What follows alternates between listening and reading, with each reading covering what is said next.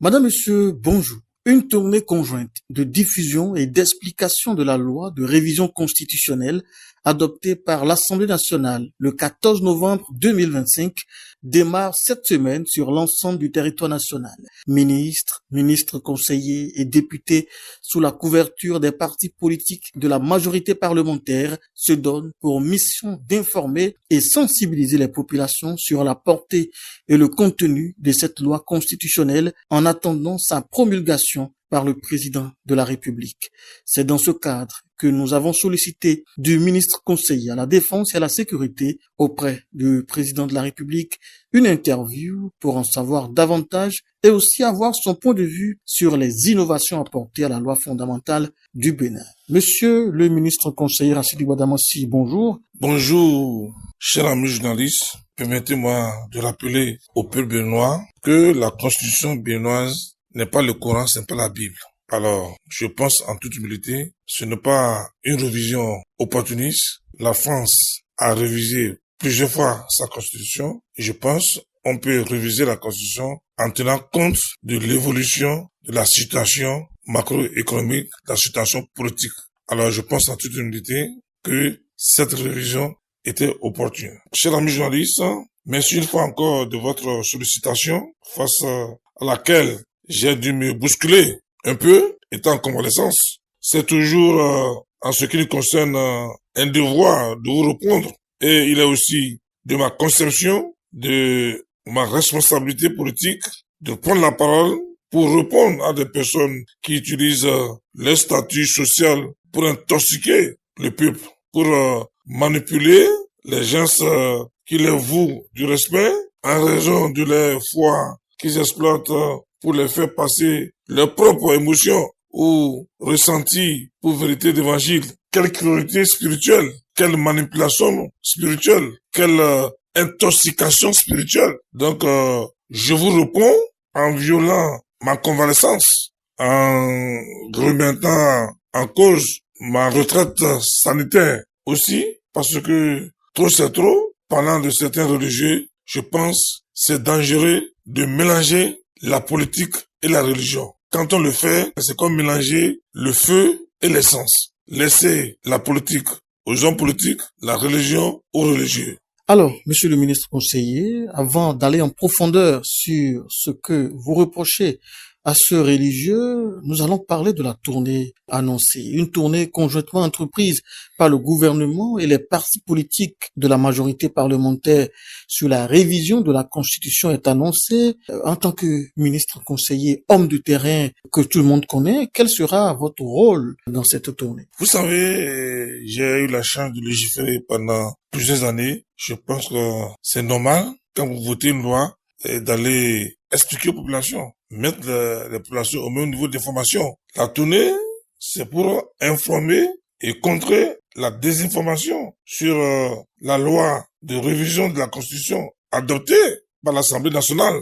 Nous avons l'obligation, en tant qu'homme politique, de déconstruire le mensonge. Mais l'information des populations sur ce sujet se fait aussi par tous les canaux et moyens de communication à notre portée, comme cette interview. Je vous disais tout à l'heure que je suis en convalescence. Après mes 2 semaines de tournée sans repris dans plusieurs départements de notre pays, ma santé m'a demandé des comptes que je suis en train de solder. Je devrais conduire la tournée d'information sur la révision de la Constitution dans le département du Bagou. Mais au regard de ma convalescence, qui implique un repos sanitaire avec des limitations d'activité et de mouvement, je vais coordonner et veiller à la bonne marche des choses à distance. Je ne serai pas sur le terrain, mais jugerai de toute ma force pour apporter la réplique nécessaire à tous ceux qui attaquent l'Assemblée nationale et singulièrement la majorité parlementaire sur la révision de la Constitution.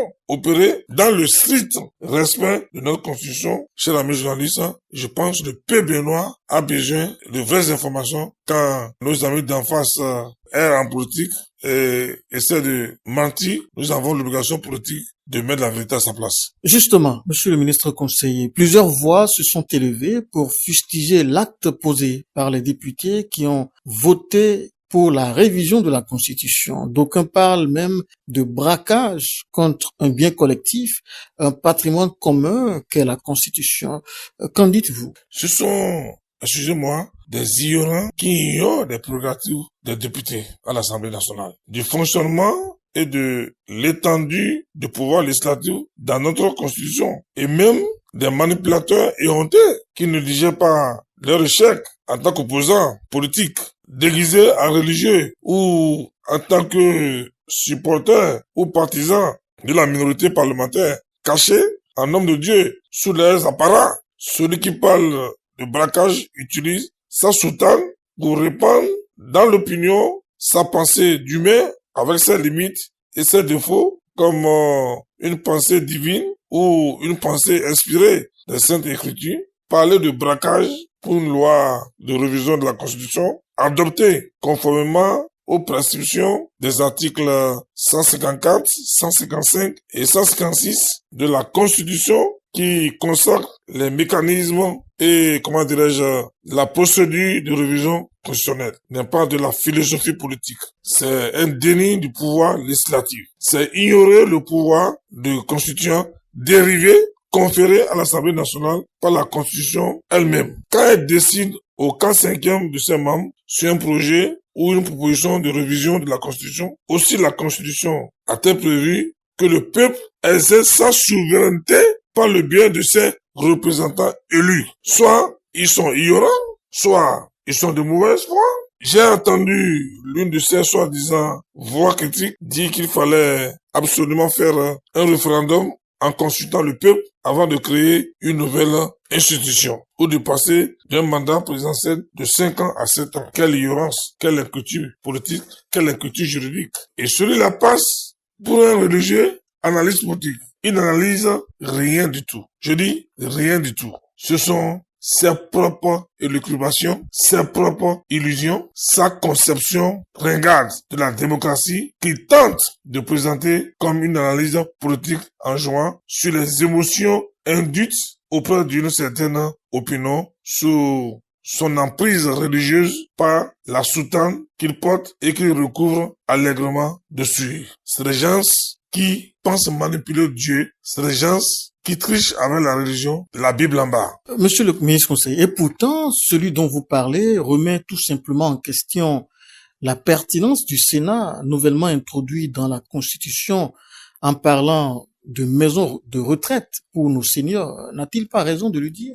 Je souhaite, en toute humilité, à ce religieux pour qu'il soit témoin des bienfaits et des fruits de la révision de la Constitution qui vient d'être opérée.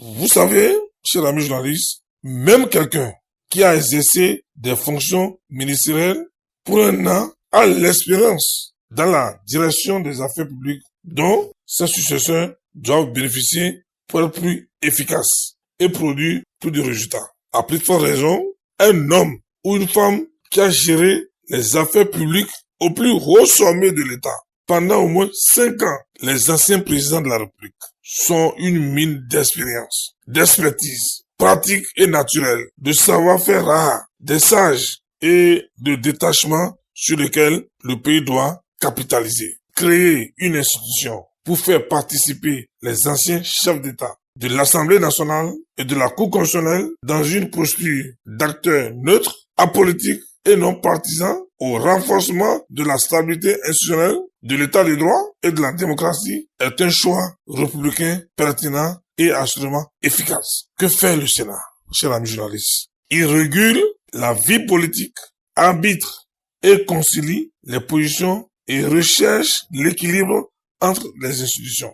C'est un moyen original pour anticiper sur des problèmes graves qui pourront compromettre la paix et la stabilité institutionnelle dans l'avenir. La meilleure gouvernance, c'est dans l'anticipation, l'auto-réaction. C'est pour cette raison qu'il est prévu qu'en cas de discorde sur une loi adoptée par l'Assemblée nationale et maintenue en l'état malgré la deuxième lecture demandée par le président de la République, que le Sénat puisse inviter les deux institutions, c'est-à-dire le président de la République et l'Assemblée nationale, à discuter et trouver le point d'équilibre sur la prescription du contenu d'une telle loi et en ce moment, sur la base de son arbitrage, le Sénat pourra délibérer définitivement sur la loi en question. Vous voyez, chers amis journalistes, il ne s'agit pas d'un contrôle de conformité à la Constitution de la loi, objet de discorde, qui relève toujours de la Cour constitutionnelle. Il s'agit d'une orientation sur un sujet d'intérêt national qui pourra diviser éventuellement deux institutions, qui mieux que les anciens dirigeants pour accomplir une telle mission. C'est ça le Sénat, et non une hypothétique maison de retraite pour les anciens présidents qu'un opposant politique non assumé s'efforce d'y voir. La révision de la Constitution est une réponse anticipée à des crises institutionnelles majeures que notre pays pourra connaître. C'est de la clairvoyance et de la prévoyance législative. Le mandat présidentiel passe à 7 ans pour donner plus de temps en un mandat au président de la République de mener à bien ses projets de développement pour le pays, avoir le temps de faire de bonnes études techniques, le temps de rechercher et mobiliser les ressources, le temps d'exécuter